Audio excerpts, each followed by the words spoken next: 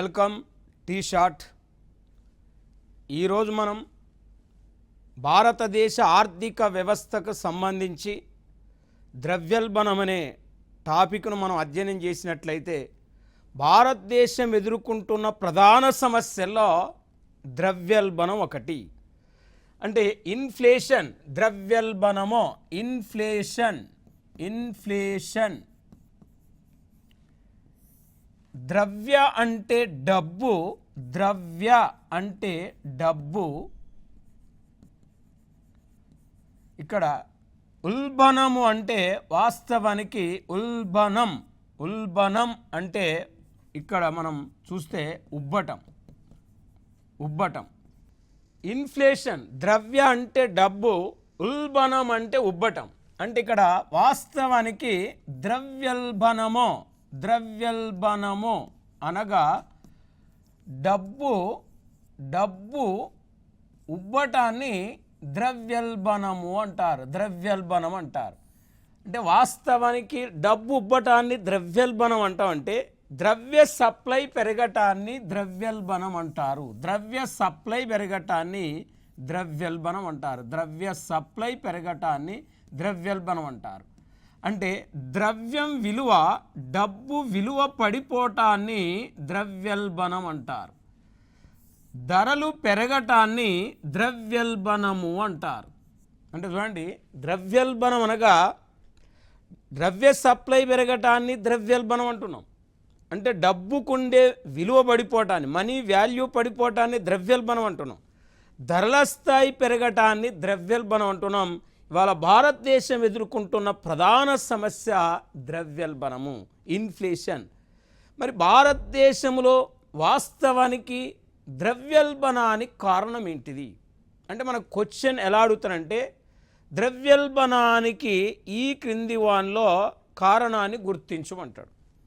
మరి ద్రవ్యోల్బణానికి కారణాన్ని గుర్తించమని అడిగినప్పుడు ఇక్కడ మనకు మేజర్గా ద్రవ్యోల్బణానికి కారణం ఇక్కడ ఆప్షనల్ మనకు లోడ్ బడ్జెట్ ఇచ్చిండు, వాస్తవానికి ఇక్కడ మిగులు బడ్జెట్ ఇచ్చిండు మనకు, తర్వాత సంతులన బడ్జెట్ ఇచ్చిండు. అంటే లోడ్ బడ్జెట్ ఒక రీజను మనకి, రెండవది మిగులు బడ్జెట్, మూడవది సంతులన బడ్జెట్ ఇచ్చాడు. అంటే భారతదేశంలో ద్రవ్యోల్బణానికి కారణము అన్నాడు. కారణం అన్నప్పుడు మనం లోడ్ బడ్జెట్ కవర్ చేయాలన్నా, మరి మిగులు బడ్జెట్ని ఆన్సర్ చేయాలన్నా, సంతులన బడ్జెట్ని ఆన్సర్ చేయాలనేది ఇక్కడ చాలా మోస్ట్ ఇంపార్టెంట్ పాయింట్. అంటే లోడ్ బడ్జెట్ అంటే ప్రభుత్వ ఆదాయం కంటే ప్రభుత్వ వ్యయం ఎక్కువ ఉంటే దాన్ని లోడ్ బడ్జెట్ అంటారు. మరి వాస్తవానికి ప్రభుత్వ ఆదాయం ఎక్కువ ఉండి ప్రభుత్వ వ్యయం తక్కువ ఉంటే దాన్ని మిగులు బడ్జెట్ అంటారు. ప్రభుత్వ ఆదాయము ప్రభుత్వ వ్యయము సమానంగా ఉంటే దాన్ని సంతులన బడ్జెట్ అంటారు. అంటే సింపుల్గా మొత్తం ఆదాయము కంటే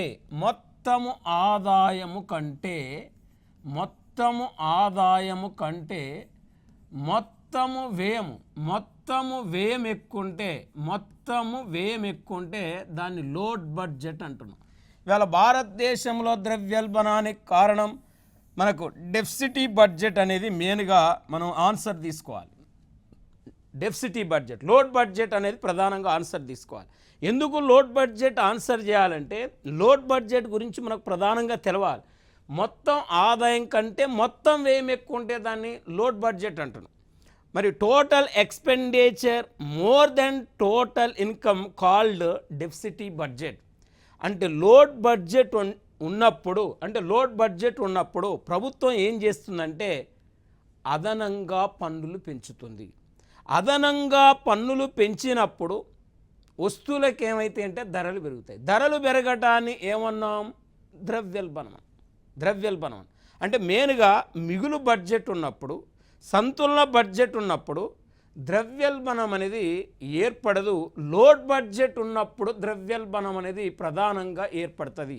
ఎందుకు లోడ్ బడ్జెట్ ఉన్నప్పుడు ద్రవ్యోల్బణం ఏర్పడుతుంది అనే దాని గురించి మనం ప్రధానంగా అధ్యయనం చేయటం జరిగింది. ఇంకా మొత్తం ఆదాయం కంటే మొత్తం ఏమో ఎక్కువ ఉన్నప్పుడు మొదటిసారిగా ప్రభుత్వం తీసుకునే చర్య ట్యాక్సెస్ పెంచడం. ట్యాక్సెస్ పెంచడం వల్ల ధరలు పెరగటం ఫస్ట్ రీజన్. రెండోది మొత్తం ఆదాయం కంటే మొత్తం వ్యయం ఎక్కువ ఉన్నప్పుడు రెండోసారి ప్రభుత్వం ఏం చేస్తుందంటే అప్పులు తీసుకుంటుంది. అప్పులు తీసుకున్న తర్వాత కూడా మొత్తం ఆదాయం కంటే మొత్తం వ్యయం ఎక్కువ ఉన్నప్పుడు ఫైనల్గా ప్రభుత్వం ఏం చేస్తుందంటే అదనంగా కరెన్సీ నోట్లను ముద్రిస్తుంది. అదనంగా కరెన్సీ నోట్లను ముద్రించడాన్ని లోటు ద్రవ్యము అంటారు. అదనంగా కరెన్సీ నోట్లను ముద్రించినప్పుడు ఎకానమీలో ద్రవ్య సప్లై పెరుగుతుంది. ద్రవ్య సప్లై పెరుగుతుంది. ఈ ద్రవ్య సప్లై పెరిగినప్పుడు ఎకానమీలో డబ్బుకుండే ద్రవ్యానికి ఉండే విలువ పడిపోతుంది. మరి ఈ ద్రవ్యం విలువ పడిపోవటాన్ని ద్రవ్యోల్బణం అన్నాం. ద్రవ్య సప్లై పెరగటాన్ని ద్రవ్యోల్బణం అన్నాం. ధరలు పెరగటాన్ని ద్రవ్యోల్బణం అన్నాం. సింపుల్గా మనం ద్రవ్యోల్బణాన్ని ఎలా ఫైండ్ అవుట్ చేస్తామంటే సింపుల్గా ఎక్కువ ద్రవ్యము తక్కువ వస్తువులను వెంటాడటమే ద్రవ్యోల్బణం అంటాం. అంటే ఎక్కువ ద్రవ్యంతో తక్కువ వస్తువులు కొనటాన్ని మనం ద్రవ్యోల్బణంగా చెప్తున్నాం. అంటే రూపాయికి వాల్యూ, డబ్బు యొక్క విలువ పడిపోవటాన్ని ఎకానమీలో ద్రవ్యోల్బణంగా ఫైండ్ అవుట్ చేస్తున్నాం. మరి ఇప్పుడు మనం జనరల్గా మన దేశంలో ద్రవ్యోల్బణానికి ప్రధానంగా 3 కారణాలు ఉన్నాయి. ఒక కారణాన్ని మనం పరిశీలించినట్లయితే లోడ్ బడ్జెట్ ఒక కారణం. రెండో కారణం ఏంది? భారతదేశంలో ద్రవ్యోల్బణం పెరగటానికి కారణం ఏంటంటే రెండో రీజన్ వస్తువులకు డిమాండ్ పెరగటం. వస్తువులకు డిమాండ్ పెరగటం రెండో రీజన్. మూడో రీజన్ ఏంటంటే వస్తువుల సప్లై తగ్గటం. వస్తువుల సప్లై తగ్గటం అంటే వస్తువుల సప్లై తగ్గి ఇక్కడ వస్తువులకు డిమాండ్ పెరిగి అంటే సప్లై కంటే డిమాండ్ ఎక్కువ ఉండటం వల్ల ఎకానమీలో ధరలు పెరుగుతాయి. ఇక్కడ డిమాండ్ ఏదైనా ఒక వస్తువుకు సప్లై కంటే డిమాండ్ ఎక్కువన్నప్పుడు ఆల్టర్నేట్గా ఆ వస్తువుకు ధరలు పెరగటం వల్ల ఆర్థిక వ్యవస్థలో ద్రవ్యోల్బణం అనేది ఏర్పడుతుంది. మరి ఇలాంటి ద్రవ్యోల్బణాన్ని మనం పరిశీలించినట్లయితే టైప్స్ ఆఫ్ ఇన్ఫ్లేషన్ మనం పరిశీలించినట్లయితే ఇక్కడ ద్రవ్యోల్బణం రకాలను చూస్తే పాకే ద్రవ్యోల్బణం, నడిచే ద్రవ్యోల్బణం, పరిగెత్తే ద్రవ్యోల్బణం, అతి ద్రవ్యోల్బణం. అంటే ద్రవ్యోల్బణ తీవ్రతను బట్టి, ద్రవ్యోల్బణం యొక్క ఉధృతిని బట్టి ద్రవ్యోల్బణం ప్రధానంగా 4 రకాలుగా మనం చెప్పుకోవచ్చు. ఆ 4 రకాల్లో ఒకటి పాకే ద్రవ్యోల్బణం, క్రీపింగ్ ఇన్ఫ్లేషన్ అంటాం. అంటే క్రీపింగ్ ఇన్ఫ్లేషన్, పాకే ద్రవ్యోల్బణం అంటే వాస్తవానికి పాకే ద్రవ్యోల్బణం అంటే సంవత్సర కాలంలో ఏదైనా ఒక వస్తువుకు 2% నుండి 3% ధరలు పెరిగితే అంటే 2 to 3% ఏదైనా ఒక వస్తువుకు 2 నుండి 3% ధరలు పెరిగితే దాన్ని పాకే ద్రవ్యోల్బణము అంటారు. అంటే మనకి ఇక్కడ సపోజ్ 100 రూపాయలు ఉన్న వస్తువు 102 రూపాయలు కావటం, 103 రూపాయలు కావటం, 300 ఉన్న వస్తువు 306 రూపాయలు కావటం, 10 రూపాయలు ఉన్న వస్తువు 10 రూపాయలు 20 పైసలు, 10 రూపాయలు 30 పైసలు కావటం. ఏది 2%, 3% ధరలు పెరిగిన తర్వాత అంటే మనకు ఏదైనా ఒక వస్తువుకు ఒక సంవత్సర కాలంలో 2 నుండి 3% ధరలు పెరిగితే దాన్ని పాకే ద్రవ్యోల్బణం అంటారు.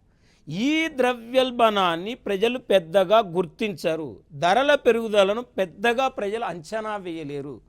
అందుకే దీన్ని అణచిన, కనిపించని, సున్నితమైన ద్రవ్యోల్బణం అని కూడా మనకు పాకే ద్రవ్యోల్బణాన్ని పిలవచ్చు. ఇక్కడ మనం క్రీపింగ్, వాకింగ్ నడిచే ద్రవ్యోల్బణం. నడిచే ద్రవ్యోల్బణాన్ని మనం స్టడీ చేస్తే నడిచే ద్రవ్యోల్బణం అంటే సంవత్సర కాలంలో ఏదైనా ఒక వస్తువుకు 3 నుండి 6% ధరలు పెరిగితే దాన్ని నడిచే ద్రవ్యోల్బణం అంటారు. అంటే ఏదైనా ఒక వస్తువుకు ఒక సంవత్సర కాలంలో 3 నుండి 6% ధరలు పెరిగితే దాన్ని నడిచే ద్రవ్యోల్బణంగా మనం పరిగణించవచ్చు. అంటే కొంతవరకు ఈ ద్రవ్యోల్బణ కాలంలో ప్రజలు ధరల పెరుగుదలను గుర్తించగలుగుతారు. అంటే ఈ నడిచే ద్రవ్యోల్బణాన్ని ప్రభుత్వము కంట్రోల్ చేయనట్లయితే ఆ ద్రవ్యోల్బణము దేనికి దారితీస్తుందంటే పరిగెత్తే ద్రవ్యోల్బణాన్ని దారితీస్తుంది. అంటే క్రీపింగ్ ఇన్ఫ్లేషన్, వాకింగ్ ఇన్ఫ్లేషన్ దారితీస్తుంది. వాకింగ్ ఇన్ఫ్లేషన్ రన్నింగ్ ఇన్ఫ్లేషన్ దారితీస్తుంది. రన్నింగ్ ఇన్ఫ్లేషన్ దారితీస్తుంది. అంటే పరిగెత్తే ద్రవ్యోల్బణం అంటే ఇక్కడ మనం జనరల్గా సంవత్సర కాలంలో ఏదైనా ఒక వస్తువుకు 6 నుండి 10% ధరలు పెరిగితే దానిని మనం పరిగెత్తే ద్రవ్యోల్బణం అంటాం. అంటే ఇక్కడ చూడండి 6 to 10% any good prices are increasing for annum. అంటే ఒక సంవత్సర కాలంలో ఏదైనా ఒక వస్తువుకు 6 నుండి 10% ధరలు పెరిగితే పరిగెత్తే ద్రవ్యోల్బణం అంటాం.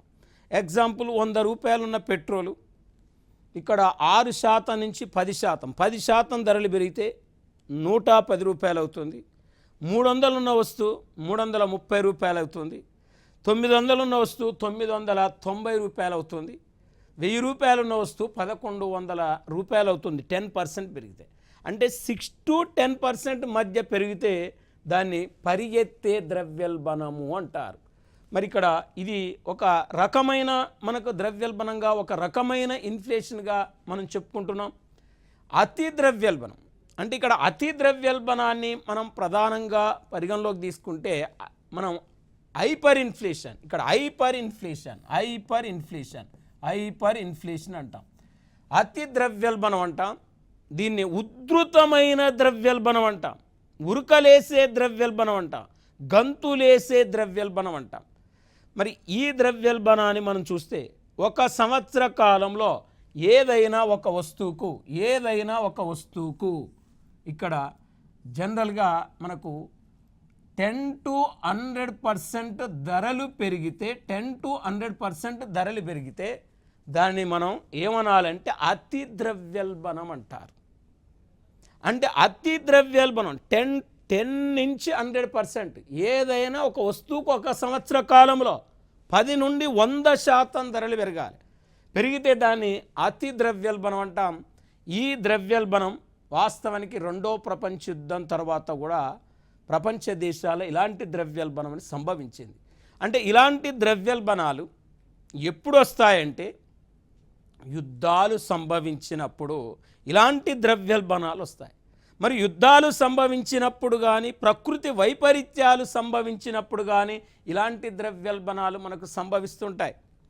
మరి ఇటీవల శ్రీలంక దేశంలో కూడా మనం చూసినట్లయితే అతి ద్రవ్యోల్బణం అనేది మనకు ప్రధానంగా కనపడింది. అంటే ప్రధానంగా కనపడ్డది శ్రీలంకలో రీసెంట్గా మనం చూసినాం అతి ద్రవ్యోల్బణం. అంటే ఇది చాలా డేంజరస్ ఇన్ఫ్లేషన్గా మనం చెప్పుకోవచ్చు. మరి ఈ విధంగా ద్రవ్యోల్బణం యొక్క తీవ్రతను బట్టి, ద్రవ్యోల్బణం యొక్క ఉధృతిని బట్టి ద్రవ్యోల్బణం మరి ఇక్కడ మనకు పాకే ద్రవ్యోల్బణం, నడిచే ద్రవ్యోల్బణం, పరిగెత్తే ద్రవ్యోల్బణం, అతి ద్రవ్యోల్బణంగా చెప్పవచ్చు. ఇంకా ద్రవ్యోల్బణం రకాలను మనం పరిశీలించినట్లయితే మనకు ఎక్కువగా పోటీ పరీక్షల్లో డిమాండ్ పుష్ ఇన్ఫ్లేషన్ కానీ, కాస్ట్ పుష్ ఇన్ఫ్లేషన్ కానీ ఎక్కువగా మనకు జనరల్ స్టడీస్ పరిధిలో ఎక్కువగా అడుగుతుంది. మరి జిఎస్ పరిధిలో demand push inflation, cost push ఇన్ఫ్లేషన్ని మనం ప్రధానంగా ప్రస్తావించినట్లయితే ఇక్కడ డిమాండ్ ప్రేరిత ఇక్కడ ద్రవ్యోల్బణం, డిమాండ్ ప్రేరిత ద్రవ్యోల్బణం, push inflation, demand push inflation. మరి డిమాండ్ పుష్ ఇన్ఫ్లేషన్ చూస్తే వాస్తవానికి డిమాండ్ ప్రేరిత ద్రవ్యోల్బణం అంటే ఏంటిది అనే దాన్ని తీసుకుంటే, డిమాండ్ పెరగటం వల్ల ధరలు పెరిగి సంభవించే ద్రవ్యోల్బణాన్ని డిమాండ్ ప్రేరిత ద్రవ్యోల్బణం అంటాం. అంటే డిమాండ్ పెరగటం వల్ల ధరలు పెరిగి సంభవించే ద్రవ్యోల్బణాన్ని డిమాండ్ ప్రేరిత ద్రవ్యోల్బణం అంటామండి. ఇక్కడ వాస్తవానికి ఏదైనా ఒక వస్తువుకు డిమాండ్ పెరిగినప్పుడు ఆ వస్తువుకు ఆల్టర్నేట్గా ధర పెరుగుతుంది, ధరలు పెరుగుతాయి. ధరలు పెరిగినప్పుడు ఎకానమీలో ద్రవ్యోల్బణం వస్తుంది. ఇలాంటి ద్రవ్యోల్బణమునే మనం డిమాండ్ పుష్ ఇన్ఫ్లేషన్ అంటాం. డిమాండ్ పుష్ ఇన్ఫ్లేషన్ అంటాం. లేదా డిమాండ్ ప్రేరిత ద్రవ్యోల్బణం అంటే దేన్ని మనం డిమాండ్ ప్రేరిత ద్రవ్యోల్బణం అనాలంటే సమిష్టి డిమాండ్, సమిష్టి supply, aggregative demand and aggregative supply. ఇక్కడ AD greater than AS, AS less than AD. AD అంటే ఇక్కడ సమిష్టి సప్లై అంటే సమిష్టి డిమాండ్, సమిష్టి సప్లై సమిష్టి డిమాండ్. అంటే డిమాండ్కు సప్లైకి, సమిష్టి డిమాండ్కు సమిష్టి సప్లైకి తేడా ఉంటుంది. సమిష్టి అంటే మొత్తము. ఇక్కడ దేశం మొత్తానికి ఉండే డిమాండ్ను సమిష్టి సప్లై అంటాం, దేశం మొత్తం ఉండే సప్లైని సమిష్టి సప్లై అంటాం. అంటే సమిష్టి సప్లై కంటే సమిష్టి డిమాండ్ ఎక్కువ ఉండటం వల్ల aggregative demand more than aggregative supply called demand push inflation. అంటే సమిష్టి సప్లై కంటే సమిష్టి డిమాండ్ ఎక్కువ ఉండటం వల్ల ఎకానమీలో ధరలు పెరిగి సంభవించే ద్రవ్యోల్బణాన్నే ఇక్కడ డిమాండ్ పుష్ ఇన్ఫ్లేషన్ అంటాం. ఎగ్జాంపుల్, సమిష్టి డిమాండ్, సమిష్టి సప్లై మనం సింపుల్గా అర్థం చేసుకోవాలంటే ఇక్కడ మన దేశంలో 60 మిలియన్ టన్నుల పంచదారకు డిమాండ్ ఉంది. 60 మిలియన్ టన్నుల పంచదారకు డిమాండ్ ఉంది. ఇక్కడ మన దేశంలో 50 మిలియన్ టన్నుల పంచదారకు సప్లై ఉంది. అంటే ఇది సమిష్టి సప్లై, ఇది సమిష్టి డిమాండ్. అంటే దేశ ప్రజలు కోరుకునేది షుగర్ 60 మిలియన్ టన్నులు కోరుకుంటారు. మన దేశంలో ఉత్పత్తి అయిన షుగర్ 50 మిలియన్ టన్నులు అండి. అంటే డిమాండ్కి సరిపడినంత సప్లై లేదు. లేనప్పుడు ఆల్టర్నేట్గా ఆ షుగర్కు ప్రైస్ అనేది ఇంక్రీజ్ అవుతుంది. అంటే ఇక్కడ సమిష్టి సప్లై ఎక్కువ ఉండి సమిష్టి డిమాండ్ తక్కువ ఉన్నప్పుడు డిమాండ్ ప్రేరిత ద్రవ్యోల్బణం అనేది ఎకానమీలో ఏర్పడదు. కానీ సమిష్టి సప్లై కంటే సమిష్టి డిమాండ్ ఎక్కువ ఉన్నప్పుడు డిమాండ్ ప్రేరిత ద్రవ్యోల్బణం ఏర్పడుతుంది. దీని తర్వాత మనం వ్యయ ప్రేరిత ద్రవ్యోల్బణాన్ని తీసుకుంటే, వ్యయ ప్రేరిత ద్రవ్యోల్బణాన్ని తీసుకుంటే ఉత్పత్తి వ్యయం పెరగటం వల్ల, ఉత్పత్తి వ్యయం పెరగటం వల్ల ధరలు పెరిగి సంభవించే ద్రవ్యోల్బణాన్నే వ్యయ ప్రేరిత ద్రవ్యోల్బణం, కాస్ట్ పుష్ ఇన్ఫ్లేషన్ అంటారు. అంటే ఉత్పత్తి వ్యయం పెరగటం వల్ల ధరలు పెరిగి సంభవించే ద్రవ్యోల్బణాన్ని వ్యయ ప్రేరిత ద్రవ్యోల్బణం, కాస్ట్ పుష్ ఇన్ఫ్లేషన్ అంటే ఏదైనా ఒక వస్తువును తయారు చేయాలంటే 4 ఉత్పత్తి కారకాలు ఉండాలి. అంటే 4 ఉత్పత్తి కారకాలు, ఫ్యాక్టర్ ఆఫ్ ప్రొడక్షన్స్. ఏంటి ఆ 4 ఉత్పత్తి కారకాలంటే భూమి, శ్రమ, మూలధనం, వ్యవస్థాపనం. అంటే ఉత్పత్తి కారకాలు మనకు 4: ల్యాండ్, లేబర్, క్యాపిటల్, ఆర్గనైజేషన్. అంటే ఏదైనా ఒక వస్తువును తయారు చేయాలంటే ఈ ఉత్పత్తి కారకాలు 4 ఉండాలంటున్నాం. అంటే భూమికి బాటకము, శ్రమకు వేతనము, మూలధనకు వడ్డీ, వ్యవస్థాపనకు లాభం చెల్లిస్తాం. అంటే ఈ ఉత్పత్తి కారకాల ధరలు పెరిగినప్పుడు, ఈ ఉత్పత్తి వ్యయం పెరిగి ధరలు పెరిగి సంభవించే ద్రవ్యోల్బణాన్నే మనం ఏమంటున్నామంటే డిమాండ్ అంటే ఇక్కడ వాస్తవానికి ఇక్కడ ఉత్పత్తి కారకాలు, ఈ ఉత్పత్తి కారకాల ధరలు పెరిగినప్పుడు ఉత్పత్తి వ్యయం పెరుగుతుంది.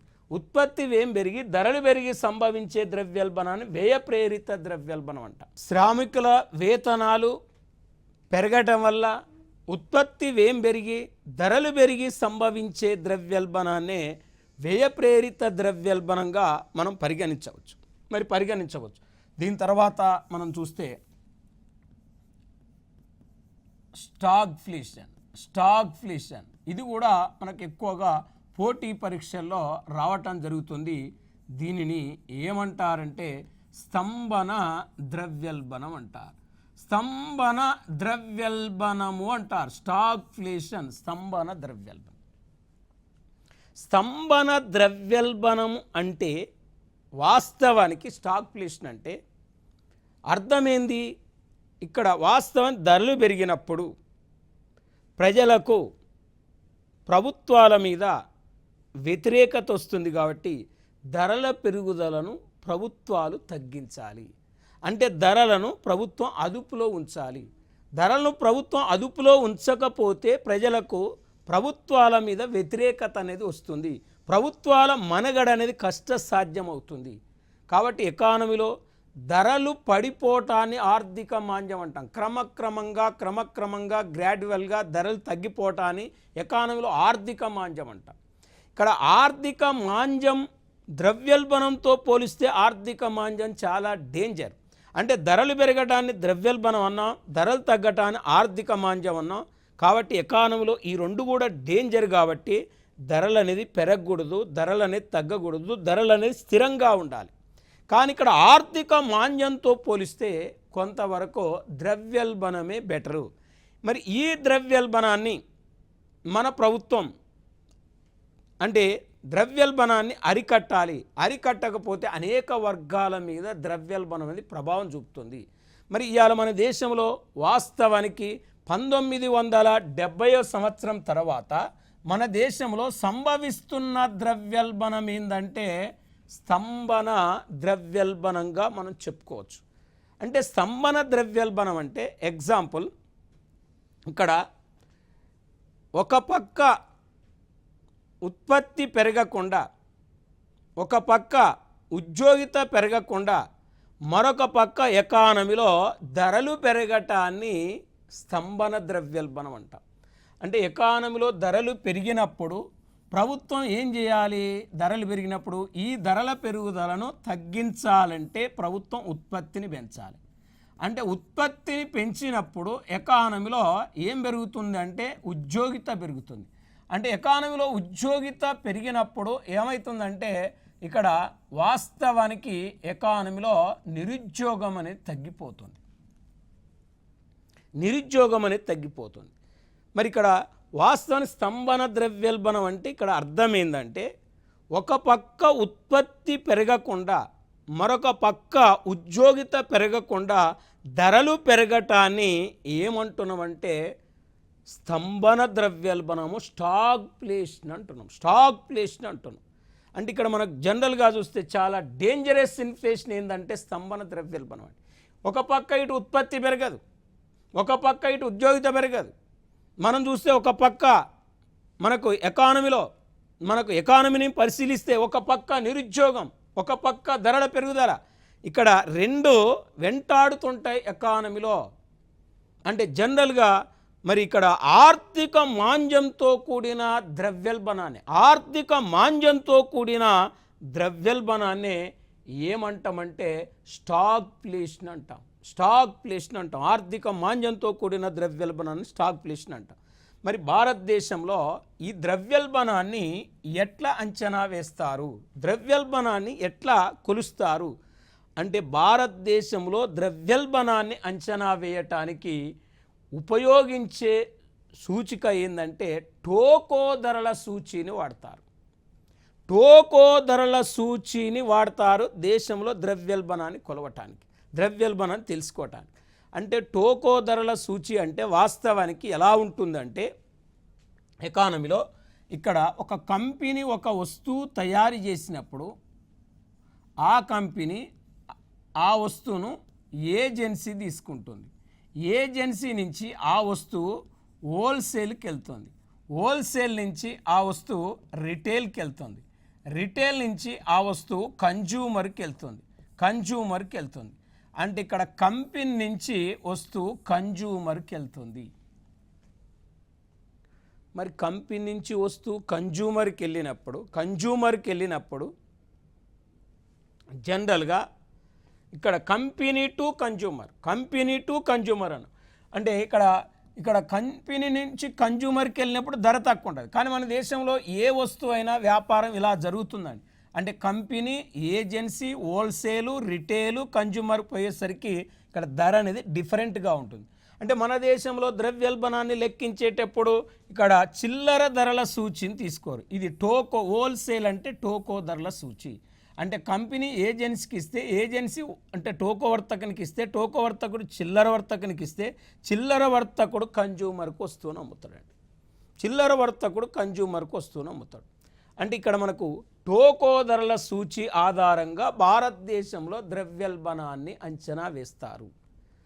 అయితే ఈ టోకో ధరల సూచికి ఒక బేస్ ఇయర్ తీసుకుంటారు. అంటే బేస్ ఇయర్ అంటే గత 5-6 సంవత్సరాల్లో, బేస్ ఇయర్ అంటే తెలుగులో ఆధార సంవత్సరము అంటారు. ఇక్కడ ఆధార సంవత్సరము అంటే ఏంటిదంటే గత 5-6 సంవత్సరాల్లో ఏ సంవత్సరంలో అయితే పెద్దగా ధరలు పెరగలేదో ఆ సంవత్సరాన్ని ఆధార సంవత్సరంగా పరిగణలోకి తీసుకుంటారు. మరి ఆధార సంవత్సరంగా పరిగణలోకి తీసుకుంటారంటే 2012 మార్చి 19వ తారీఖు నాడు కేంద్ర ప్రభుత్వము టోకో ధరల సూచి మీద సుమిత్రా చతుర్వేది కమిటీని వేయటం జరిగింది. అంటే ఈ టోకో ధరల సూచి మీద వేసిన కమిటీ పేరు ఇక్కడ చూడండి, 2012 మార్చి 19వ తారీఖు నాడు మెయిన్గా సుమిత్రా చతుర్వేది. ఈ సుమిత్రా చతుర్వేది అనే ఒక కమిటీని 2012 మార్చి 19న టోకో ధరల సూచి మీద సలహాలు ఇవ్వటానికి కేంద్ర ప్రభుత్వం నియమిస్తే ఈ కమిటీ 2014 సంవత్సరంలో మార్చిలో ప్రభుత్వానికి నివేదిక సమర్పిస్తే ఈ కమిటీ సుమిత్రా చతుర్వేది కమిటీ సిఫారసులు అనుసరించి 2017వ సంవత్సరంలో ద్రవ్యోల్బణాన్ని అంచనా వేయటానికి టోకో ధరల సూచి యొక్క ఆధార సంవత్సరమును మెయిన్గా 2004-05 నుంచి ఆధార సంవత్సరాన్ని 2011-12కు మార్చడం జరిగింది. 2011-12కు మార్చడం జరిగింది ఆధార సంవత్సరాన్ని. అంటే ప్రస్తుతం మన దేశంలో ద్రవ్యోల్బణాన్ని లెక్కించడానికి ఆధార సంవత్సరంగా 2011-12ను తీసుకుంటున్నారు. 2011-12 బేస్ ఇయర్ని తీసుకొని ఇక్కడ 2 వారాలకు ఒక్కసారి టోకో ధరల సూచి ఆధారంగా భారతదేశంలో ద్రవ్యోల్బణాన్ని అంచనా వేస్తారు. మరి ఈ టోకో ధరల సూచిలో మొత్తం 3 రంగాలు తీసుకుంటారు. 3 రంగాలు ఏంటి అంటే ప్రాథమిక వస్తువులు తీసుకుంటారు, ప్రైమరీ గూడ్స్ ఒకటి. రెండోది ఇంధనము, శక్తి. ఇక్కడ వాస్తవానికి పెట్రోలియము ఇక్కడ తీసుకుంటారు. మరి ఇంధనము, శక్తి, పెట్రోలియము, ఇక్కడ మనకు ఇంకా కోల్, బొగ్గు లాంటివి తీసుకుంటారు. మూడవది తయారీ రంగం, తయారీ వస్తువులు తీసుకుంటారు. మొత్తం 3 రకాలు అంటే 3 రంగాలు: తయారీ వస్తువులు, ఇంధనము, శక్తి, పెట్రోలియము, ప్రాథమిక వస్తువులు. ఈ 3 రంగాల్లో టోటల్ ఎంత అంటే 697 వస్తువులు తీసుకుంటారండి. అంటే ప్రాథమిక వస్తువులు 117 తీసుకుంటారు. ఇక్కడ 117 తీసుకుంటారు ప్రాథమిక వస్తువులు. ఇంధనము, పెట్రోలియము, శక్తిలో 16 రకాల వస్తువులు తీసుకుంటారు. మనకు తయారీ వస్తువులు 563 రకాల వస్తువులు తీసుకుంటారు. మొత్తం ఈ 3 రంగాల్లో తీసుకునే వస్తువులు ఎంత అంటే 697 రకాల వస్తువులను తీసుకుంటారు. మరి 697 రకాల వస్తువులు తీసుకొని ద్రవ్యోల్బణాన్ని మరి జనరల్గా మనం ఒక్కసారి చూస్తే 2 వారాలకు ఒక్కసారి అంచనా వేస్తారు. మనకు అడిగేది పోటీ పరీక్షల్లో ఎలా అడుగుతారంటే భారతదేశంలో ద్రవ్యోల్బణాన్ని అంచనా వేయటానికి ఏ సూచీని వాడుతారని అడుగుతాడు.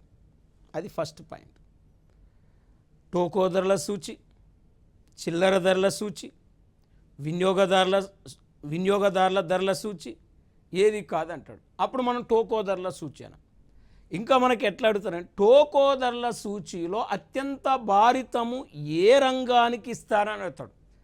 అంటే హైయెస్ట్ వెయిటేజ్, అత్యంత భారితం. ఇక్కడ మనం చూస్తే ప్రాథమిక వస్తువులకు ఇచ్చిన భారితము 22.62%. మరి 22.62% భారితం ఇచ్చారు.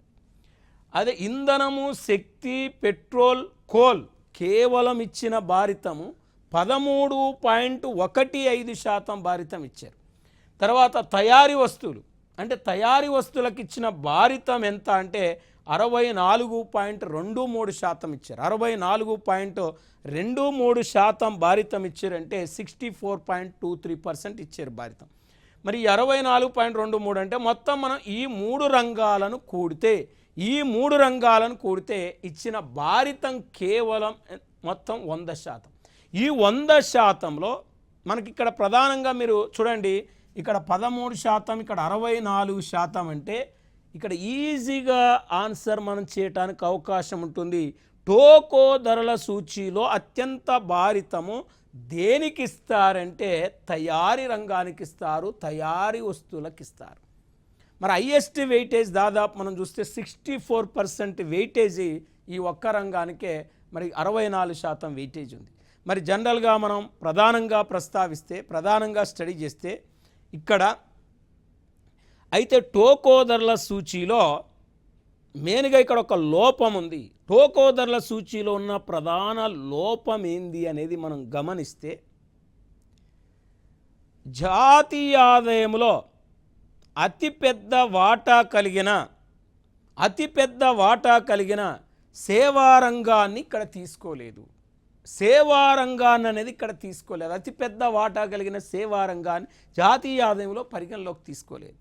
అంటే వాస్తవానికి డెవలప్డ్ కంట్రీస్లో, అభివృద్ధి చెందిన దేశాల్లో జాతీయ ఆదాయాన్ని క్యాలిక్యులేట్ చేసేటప్పుడు మరి ప్రాథమిక రంగము, వాస్తవానికి ఇక్కడ ద్వితీయ రంగము, తృతీయ రంగం అని మూడు రంగాలు తీసుకుంటారు. మూడు రంగాలు తీసుకున్నప్పుడు మూడు రంగాల్లో జాతీయ ఆదాయంలో మేజర్ వాటా సేవా రంగం ఉందండి. అలాంటి సేవా రంగాన్ని టోకో ధరల సూచీలో తీసుకోకపోవటం కూడా ఇక్కడ ఒక మైనస్గా మనం ప్రధానం కనపడుతుంది. కాబట్టి అభివృద్ధి చెందిన దేశాల్లో ద్రవ్యోల్బణాన్ని అంచనా వేసేటప్పుడు మెయిన్గా ఇక్కడ పీపీఐ అంటే ప్రొడక్షన్ ఆఫ్ ప్రొడ్యూస్డ్ ఇండెక్స్ తీసుకుంటారు. పీపీఐ ఇండెక్స్ తీసుకుంటే మన దేశంలో ద్రవ్యోల్బణాన్ని అంచనా వేసేటప్పుడు ఇక్కడ మనకు డబ్ల్యూపీఐ ఇండెక్స్ను తీసుకుంటున్నారు. డబ్ల్యూపీఐ ఇండెక్స్ అంటే హోల్సేల్ ప్రైస్ ఇండెక్స్ను మాత్రమే తీసుకుంటున్నారు. ఇది గుర్తుపెట్టుకోవాలి డిఫరెన్స్. డెవలప్డ్ కంట్రీస్లో ద్రవ్యోల్బణాన్ని అంచనా వేయటం పీపీఐ తీసుకుంటే మన దేశంలో డబ్ల్యూపీఐ తీసుకుంటారు. డబ్ల్యూపీఐకి తేడా ఏంటంటే పీపీఐలో కూడా సేవారంగం ఉంటుంది, డబ్ల్యూపీఐలో సేవారంగం అనేది లేదు. కానీ మన దేశంలో ప్రతి మనిషి రోజు అంటే లేచిన దగ్గర నుంచి నిద్రపోయే వరకు విద్య మీద, వైద్యం మీద, రవాణా మీద అంటే ఆటో ఛార్జీలు, బస్ ఛార్జీల మీద, మరి విద్య మీద, వైద్యం మీద ఎంతో ఖర్చు పెడతాడు. కానీ విద్యా వైద్యం మీద చేసే ఖర్చును తీసుకోకపోవటం మన దేశంలో వాస్తవానికి టోకో ధరల సూచీలో ఉన్న ప్రధాన లోపంగా మనం చెప్పుకోవచ్చు. ఇది మనకు ద్రవ్యోల్బణాన్ని అంచనా వేసే సూచీలో ఒకటి. నెక్స్ట్ ఇంకా ద్రవ్యోల్బణాన్ని అంచనా వేసే సూచీలు నెక్స్ట్ మనకు క్లాసులో మనం పరిశీలిద్దాం.